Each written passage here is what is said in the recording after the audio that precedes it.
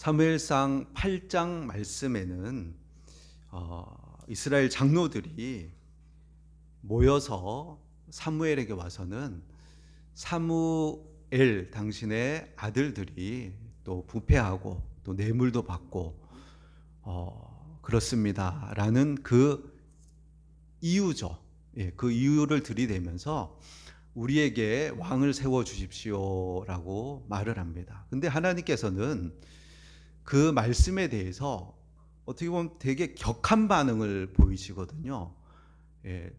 나를 버렸다 이렇게 표현하시고, 또 한편으로는 우상 숭배를 하고 있다 얘들이, 이렇게까지 말씀하시는 모습을 볼 수가 있어요. 그래서 사무엘이 안 된다, 너희 하나님이 있지 않느냐, 너희의 왕은 하나님으로 충분하다, 이제까지 출애굽해서 광야 생활, 그리고 사사기 시대 때 모든 생활 가운데 하나님이 왕이 돼서 너희를 지키고 보호하시고 인도하시고 돌보셨는데 왜 갑자기 왕을 요구하냐, 너희의 왕은 하나님이시다, 이렇게 얘기를 한 것이죠.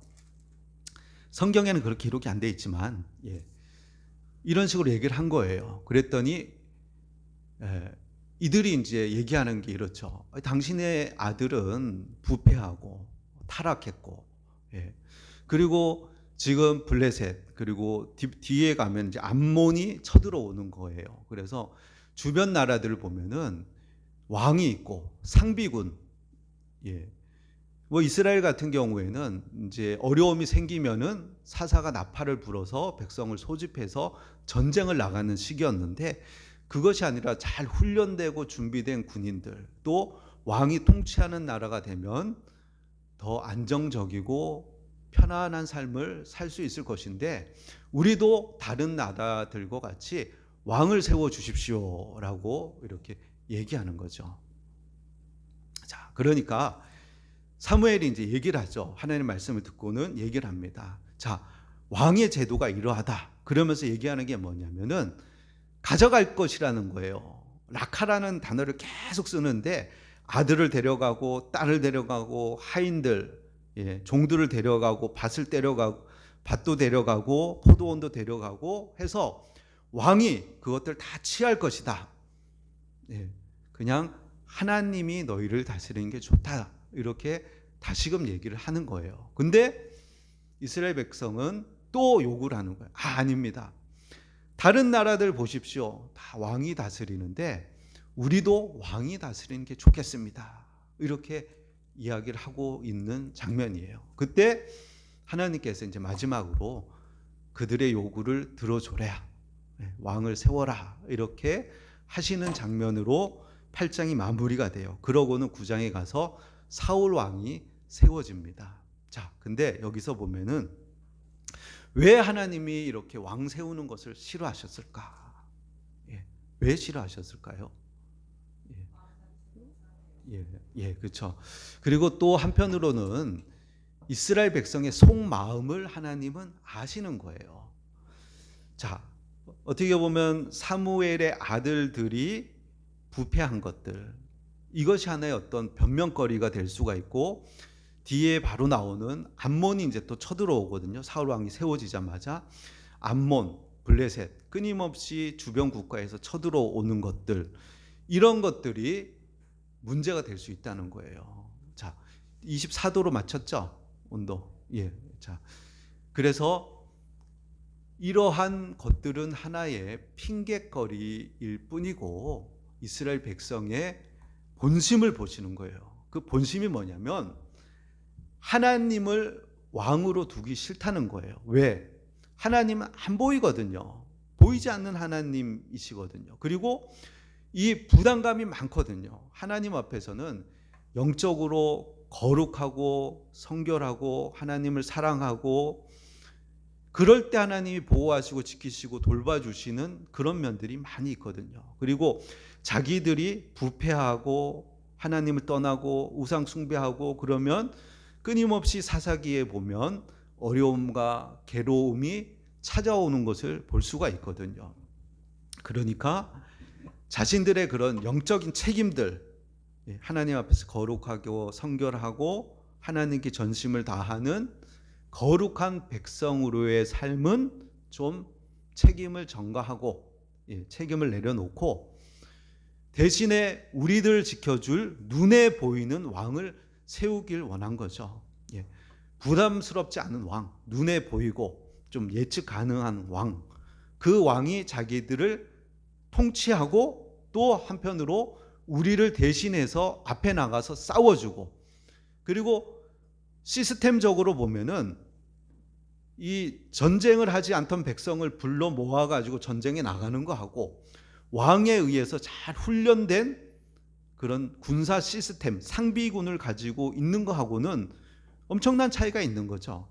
그러니까 좀 시스템을 잘 갖춰서 왕, 상비군 이런 조직들을 갖춰가지고 우리가 주변 나라들로부터 우리나라를 보호하고 안전을 지켜보자라는 그런 생각들이 있었던 거죠. 그래서 사무엘상 8장 5절에 보시면은 이들이 이렇게 얘기하잖아요.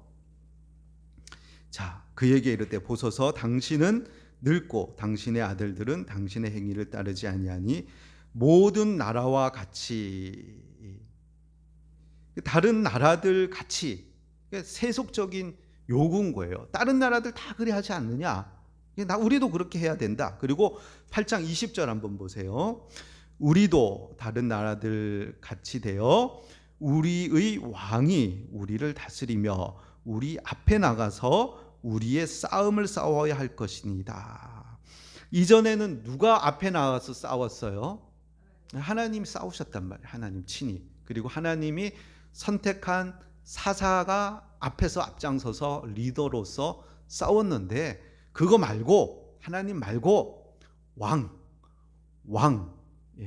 강력한 왕, 그런 왕이 앞장서서 우리를 대신해서 앞에 나가서 싸울 수 있게 해달라라고 얘기하는 거예요. 자, 이들이 지금 요구하는 것은 어떤 국가 안보 또 정치 체제를 요구하는 것처럼 보이지만은, 그러나 그 숨은 이면에는 하나님이 왕 되는 것보다 세상 나라들처럼 눈에 보이는 왕, 그가 우리를 대신해서 다스리고 우리를 위해서 싸움을 싸워 달라라고, 하나님의 통치보다 사람, 인간을, 그리고 시스템을, 군사력을 더 의지하는 것을 이들이 선택하는 것을 볼 수가 있는 거죠. 그러니까 하나님께서 8장 7절에 이렇게 얘기하시는 거죠. 여호와께서 사무엘에게 이르시되 백성이 내게 한 말을 다 들으라. 이는 그들이 너를 버림이 아니요 나를 버려 자기들의 왕이 되지 못하게 함이니라. 나를 버렸다. 그리고 8절에 내가 그들을 애굽에서 인도하여 낸 날부터 그때부터 오늘까지 그들이 모든 행사로 나를 버리고 다른 신들을 섬긴같이 내게도 그리하는도다. 끊임없이 우상, 눈에 보이는 신, 하나님이 눈에 안 보이니까 금송아지를 만들잖아요. 그리고 이 금송아지가 우리를 애굽에서 건져낸 신이다. 이렇게 보이지 않는 하나님이 아닌 보이는, 통제 가능한, 예측 가능한, 자기가 임의대로 어느 한 자리에 놓고 내 멋대로 하고 나서 필요할 때 도움을 얻을 수 있는 그러한 우상, 숭배와 같이 지금 이들이 그때부터 지금까지 그랬는데, 왕을 구하는 이 일도 왕이 하나의 우상으로 세워놓고 나의 통치, 나의 돌봄을 피하고자 한다라고 하나님께서 진단을 하는 것이죠. 하나님은 이런 이스라엘의 이런 요구에 대해서 죄라고 분명히 이렇게 성경을 통해 얘기하고 계셔요. 그리고 12장 17절에 보면은 우리 주보에 있는데 주보를 보셔도 되고 성경을 보셔도 되고 12장 17절에 보면 이것이 악이다라고 다시 한번 얘기를 하셔요. 17절에서 19절까지 우리 한번 읽어봅시다. 오늘은 밀 베는 때가 아니냐. 내가 여호와께 아뢰리니 여호와께서 우레와 비를 보내사 너희가 왕을 구한 일 곧 여호와의 목전에서 범한 죄악이 큼을 너희에게 밝히 알게 하시리라. 이에 사무엘이 여호와께 아뢰매 여호와께서 그날에 우레와 비를 보내시니 모든 백성이 여호와와 사무엘을 크게 두려워하니라. 모든 백성이 사무엘에게 이르되 당신의 종들을 위하여 당신의 하나님 여호와께 기도하여 우리가 죽지 않게 하소서. 우리가 우리의 모든 죄에 왕을 구하는 악을 더하였나이다. 아멘. 우리가 우리의 모든 죄에 왕을 구하는 악을 더하였나이다. 이것이 심각한 죄라는 것이죠. 자, 그러면은 하나님께서는 왕을 세우실 계획이 없으셨는가? 왕 자체를 반대하셨는가? 근데 성경의 앞에 보면은 그렇지 않다는 거예요. 하나님은 왕 세울 계획을 가지고 계셨어요. 자, 생각을 한번 해보세요. 상비군을 갖춘 왕에 의해서 통치되는 나라하고 왕이 없이 그냥 이렇게 지내다가 필요할 때 사사가 일어나서 백성을 소집해가지고 전쟁 나가는 거하고 어느 나라가 더 안정적이겠어요? 전자죠. 당연히 왕이 있는 게 당연히 그게 어떻게 보면 더 안정적인 나라죠. 하나님은 왕을 세우실 계획을 가지고 계셨어요. 근데 문제는 뭐냐면 이들은 그걸 기다리질 않는 거예요. 그리고 눈에 보기에 좋은 대로 하나님의 왕되심을 인정하지 않은 채 하나님이 아닌 눈에 보이는 왕으로 자기의 안정과 평안을 추구하고자 했던 게 그게 문제죠. 그래서 아브라함에게도 하나님이 약속을 하셨어요. 왕들이 내게로부터 나오리라. 그리고 야곱도 유다에게 이제 예언을 하죠. 규가 유다를 떠나지 아니하며 왕이 나올 것을 얘기했어요. 그리고 신명기 17장에 보면 명확하게 하나님이 너희가 이제 가나안 땅에 들어가면 너희들 마음속에 왕을 세우고자 하는 마음이 생길 것이다 라는 것을 내다보셨어요. 그러면은 이러이러한 왕을 세워라 라고 말씀을 하셨어요. 자, 신명기 17장의 왕의 모습이 어떠냐면은 주보에 있는데 한번 보세요. 신명기 17장 14절 20절 하나님이 계획하신 왕. 자, 읽어봅시다. 내가 내 하나님 여호와께서 내게 주시는 땅에 이르러 그 땅을 차지하고 거주할 때에 만일 우리도 우리 주위의 모든 민족들 같이 우리 위에 왕을 세워야겠다는 생각이 나거든 반드시 내 하나님 여호와께서 택하신 자를 내 위에 왕으로 세울 것이며 내 위에 왕을 세우려면 내 형제 중에서 한 사람을 할 것이요 내 형제 아닌 타국인을 내 위에 세우지 말 것이며 그는 병마를 많이 두지 말 것이며. 자, 하나님이 원하시는 왕이 어떤 왕이냐? 자, 그는 병마를 많이 두지 말 것이며. 다윗이 그러했죠. 다윗이 전쟁에 나가서 승리를 거두고 많은 말을 또 병거를 이렇게 빼앗았을 때 말의 힘줄을 잘라버리잖아요. 왜냐하면 병마를 많이 두면은 자기의 병사들을 의지하기 때문에 하나님 병마를 많이 두지 말라. 나를 의지해라. 왕은 있으되 왕이 통치하긴 하되 결국 전쟁에 나가 싸우는 것은 나기 때문에 병마를 의지하지 마라. 병마를 많이 두지 마라. 16절에 병마를 많이 얻으려고 그 백성을 애굽으로 돌아가게 하지 말 것이니 이는 여호와께서 너희에게 이르기를 너희가 이후에는 그 길로 다시 돌아가지 말 것이라 하였음이며 17절에 그에게 아내를 많이 두어 그의 마음이 미혹되게 하지 말 것이며 자기를 위하여 은금을 많이 쌓지 말 것이니라. 자, 두 번째는 아내를 많이 두지 말라는 거예요. 아내를 많이 두면은 아내를 왜 많이 두겠어요? 그렇죠. 솔로몬이 처첩이 1000명이었잖아요. 근데 1000명을 가진 솔로몬이 행복했을까? 예. 예루살렘 성곽은 걸어서 1시간 반이면 돌 수 있는 거리거든요. 근데 거기에 무의 도식하는, 아무 일도 안 하고 밥만 얻어 먹는 여자 1000명이 있다고 생각해 보세요. 예. 결코 솔로몬이 1000명을 원하지 않았을 거예요. 근데 왜 1000명이 생겼냐? 그러니까 다 정치적인 이유 때문이죠. 정략 결혼을 위해서 여자들 데리고 오는 거죠. 한 명씩 이렇게. 그러다 보니까 1000명까지 늘어난 거죠. 그래서 어떤 정치적인 해법, 어떤 정략 결혼 이런 거 하지 말라는 거예요. 예. 그리고 자기를 위해서 은금을 많이 쌓지 말라.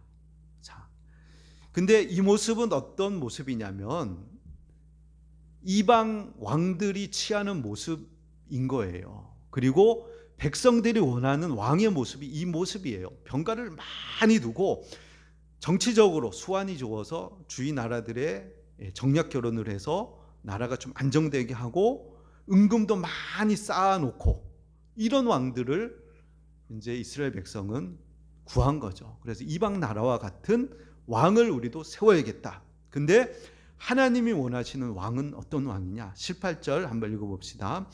그가 왕위에 오르거든 이 율법서의 등사본을 레위 사람 제사장 앞에서 책에 기록하여 평생에 자기 옆에 두고 읽어 그의 하나님 여호와 경외하기를 배우며 이 율법의 모든 말과 이 규례를 지켜 행할 것이라.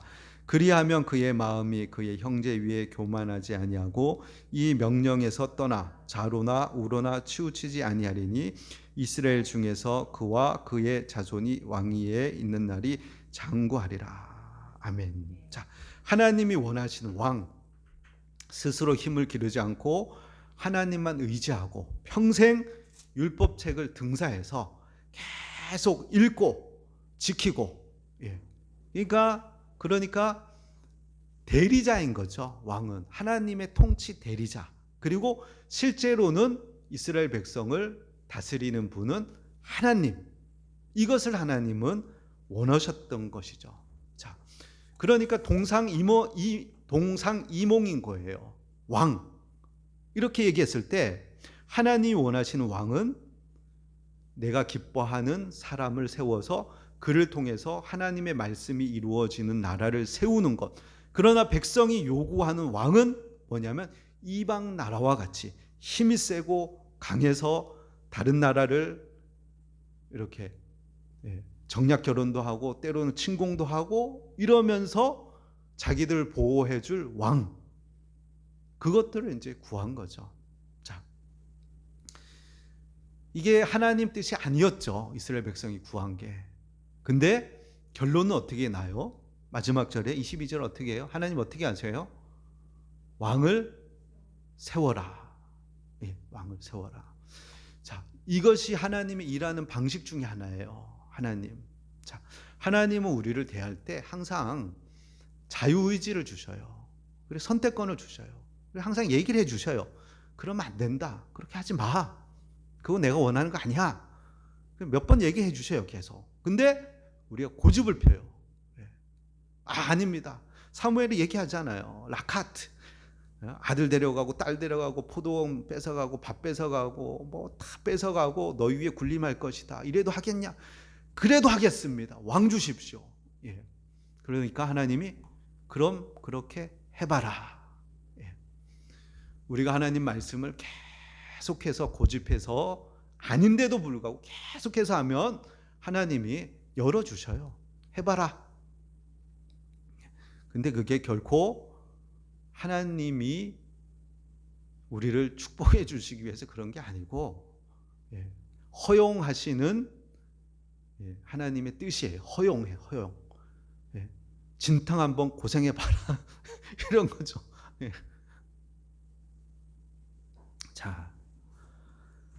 자, 그래서 세운 왕이 어떤 왕이냐? 바로 사울 왕인 거죠. 사울 왕. 자, 사울 왕은 하나님이 세우신 왕인가요? 이스라엘 백성이 세운 왕인가요? 사울 왕은. 자, 박성경 사모님은 자, 하나님이 세우신 왕이라고 그랬습니다. 다른 분은 어떻게 대답하시겠습니까?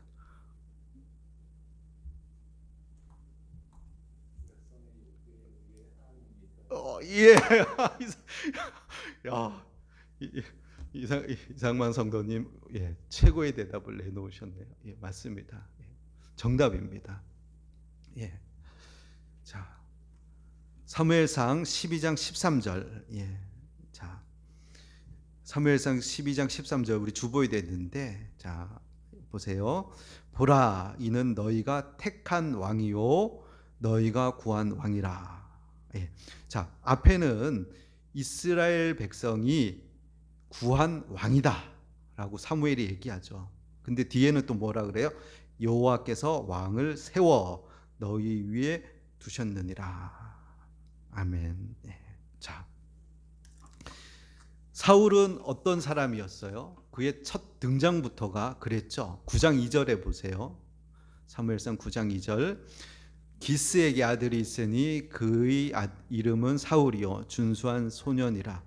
이스라엘 자손 중에 그보다 더 준수한 자가 없고 키는 모든 백성보다 어깨 위만큼 더 컸더라. 자, 백성들이 생각하는 이상적인 왕의 모습인 거예요. 외모. 키가 어깨보다 더 크니까 뭐 한 2m 됐나요? 예. 자, 준수하고, 예. 또 예. 어떻게 보면은 그 암몬과의 전쟁에서 보면 맨 앞장서서 쫙 나가고, 예, 어떤 이스라엘 백성이 원해서 보여지는 그런 풍채를 가지고 있고, 또 모든 사람들이 흠모하고 좋아할 만한 그런 매력적인 왕이었던 거죠. 자, 근데 또 한편으로는 하나님께서 세우셨다는 거예요. 예. 자, 하나님은 우리가 잘못된 결정을 하고 고집 피우고, 예, 엉뚱한 길로 가도 한번 고생 죽도록 해봐라 그러면서 망하게 그냥 두시는 하나님이 아니라는 거예요. 그 가운데도 하나님의 은혜가 있다는 거예요. 수수방관하고 있지만은 않으신다는 거예요. 그 가운데 사울을 통해서 또한 일하는 하나님이 계신다는 거예요. 근데 결국은 이스라엘 백성이 깨닫는 것은 뭐냐면, 우리가 원하는 왕, 우리가 선택한 왕은 실패하는구나. 그것을 결론적으로 깨닫게 하셔요. 그러나 그 과정 가운데 또 하나님이 일하고 계신 거예요. 자, 근데 하나님이 세우신 왕의 모습은 어떻냐? 우리 자, 16장 7절 말씀, 다윗을 세우실 때 한번 모습을 한번 봅시다. 여호와께서 사무엘에게 이르시되 그의 용모와 키를 보지 말라. 내가 이미 그를 버렸노라. 내가 보는 것은 사람과 같이 아니하니 사람은 외모를 보거니와 나 여호와는 중심을 보느니라 하시더라. 아멘. 자, 사울은 백성이 원하는 왕, 그리고 다윗은 하나님 마음에 합한 왕. 예. 자, 오늘 이제 8장을 읽으셨잖아요. 자, 사무엘서의 주제는 두 가지예요. 사무엘서는 원래 한 권이었어요. 근데 이것이 길어지니까, 헬라어로 번역될 때 길어지니까 나눴어요. 그래서 열왕기 상하, 역대 상하도 반으로 이렇게 나눴어요. 이게 파피루스의 그 두루마리로 되어 있기 때문에 너무 길면은 보관도 힘들고 뺏기기도 힘들고, 그래서 편집자의 의도에 의해서 나눠졌지만, 그러나 사무엘서는 한 권이에요. 그리고 유대인들은 지금도 한 권으로 그렇게 취급하고 있어요. 그래서 상하를 통일적으로 봐야 돼요. 그래서 7장까지의 이야기는 사무엘의 이야기예요. 아니, 사무엘의 이야기예요. 그리고 8장부터 끝까지는, 사무엘상 끝까지는 사울의 이야기, 그리고 사무엘 하의 이야기는 다윗의 이야기, 이렇게 왕을 세우는 모습들을 이제 기록하고 있는데, 주제는 두 가지인데 그것이 뭐냐면 왕권이에요. 첫 번째는 왕권. 또 하나는, 두 번째 주제는 뭐냐면 회개. 그건데, 자, 사울 왕은 실패했죠. 예, 실패했어요. 자, 다윗 왕은 성공했나요?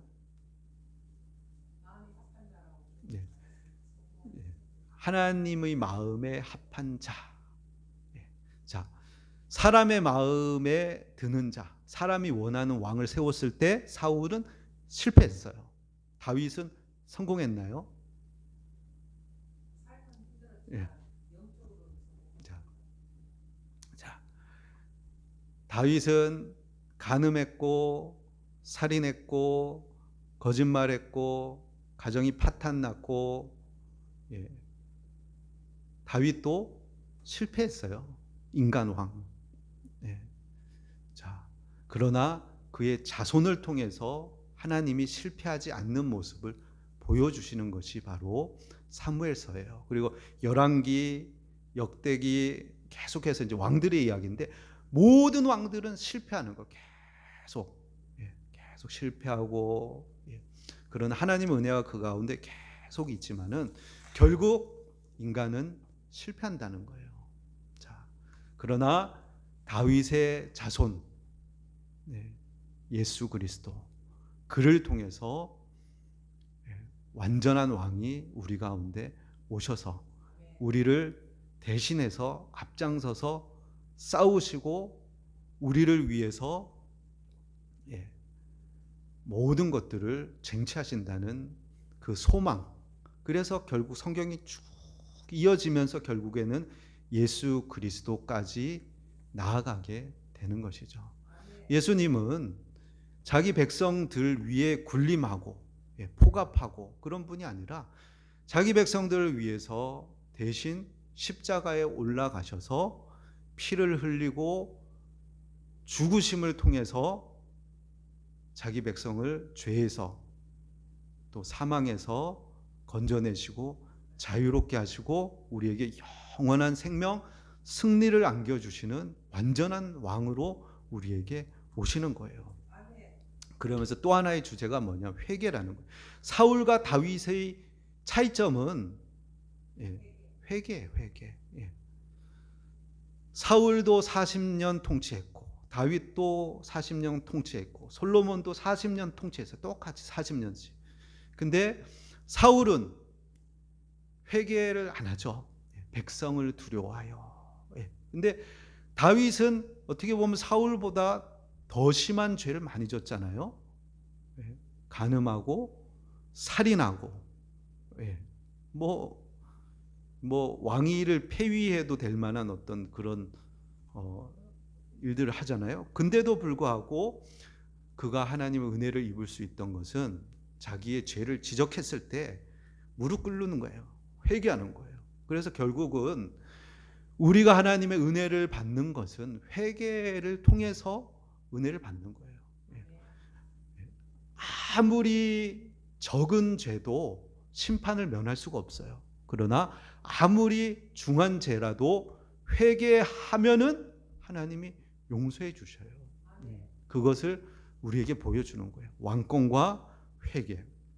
자, 하나님은 이스라엘의 실패에도 불구하고 지금 이제 사울 왕을 세우게 되면은 이 사울 왕이 실패하는 모습이 이제 결론적으로 나온단 말이에요. 이제 사무엘 상 끝까지 쭉 사울이 막 실패하는 모습들이 막 내려 이제 보이는데 그것을 통해서 하나님이 보여주시는 거죠.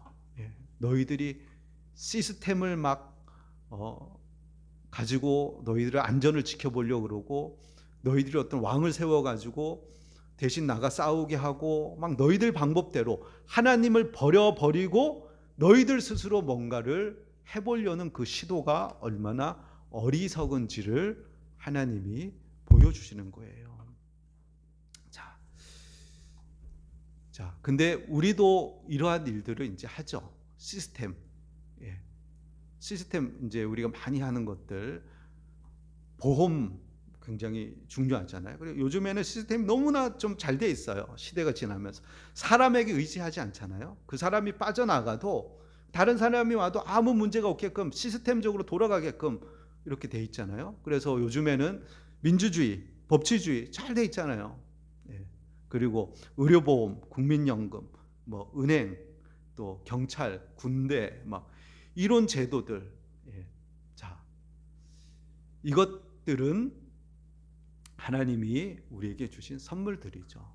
예, 선물. 예. 근데 이것들이 우리를 지켜줄 수 있다. 이것들을 의지하고 이것들에 자신을 맡긴다면은 이것이 또한 우리의 우상이 될 수 있다는 거예요. 성경은 분명하게 국가 시스템을 하나님 세우셨다고 말씀하셔요. 그리고 거기에 순종하라 그러시죠. 그리고 잠언 말씀은 지혜로운 사람이 장래를 준비한다라고 얘기하는 거예요. 저축한다는 얘기죠. 그리고 요셉은 풍년 때에 곡식을 저축해서 흉년을 대비하죠. 병원에 가는 것, 연금 가입하는 것, 보험 드는 것, 나라 지키기 위해서 군대를 운영하는 것, 이런 것들 잘못된 것이 아니에요. 예. 지혜롭게 잘 사용해야 되는 것이에요. 자, 근데 문제는 뭐냐면 똑같은 방식인 거예요. 이스라엘 백성이 왕을 구하는 것 자체가 잘못된 게 아니에요. 하나님을 왕 자리에서 내려보내고 자기가 세운 왕, 자기가 원하는 그 왕이 자기를 보호하고 지켜줄 것이라는 우상 숭배에 가까운 마음, 우상 숭배에 가까운 마음이 아니라 하나님 우상 숭배라고 얘기를 하셨죠. 정의를. 우상 숭배 같은 마음으로 이런 제도들을 이용한다면 하나님이 기뻐하지 않는다는 거예요. 오늘 우리도 마찬가지예요. 우리가 병원에 가요. 근데 치료는 누가 하셔요? 하나님이 하시는 거예요. 자, 약은 도움이 되지만 그 약을 먹고 낫게 하시는 것은 하나님이 하시는 거죠. 돈은 생활의 수단이 되지만 우리의 공급자는 하나님이시라는 거예요. 보험은 우리의 갑작스러운 어떤 사건, 사고, 질병에 대비하게 하지만 우리의 미래를 보장하는 분은 하나님이시라는 거예요. 제도는 하나님이 주신 도구일 뿐이지 이것을 지혜롭게 사용해야 되는 것이지 그것을 의지하고 그것에 신뢰를 두는 것은 하나님이 기뻐하지 않는다는 거죠. 자, 하나님 말씀을 오늘 마치려고 합니다. 자, 참된 왕은 누구인가? 결국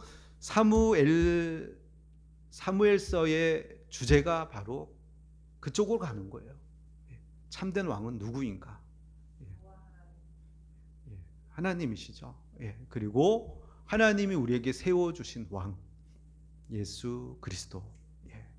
모든 왕들, 그들은 실패해요.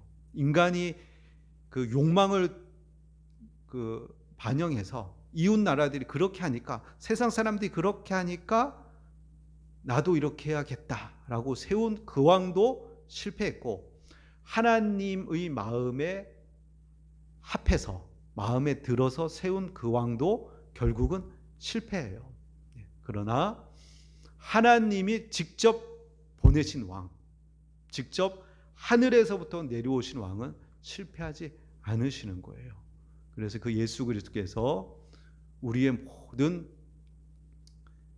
문제와 우리의 어려움과 그 앞에서 대신 싸워주시는 거예요. 그리고 우리를 보호해 주시고 지켜주시고 돌봐주시는 거예요.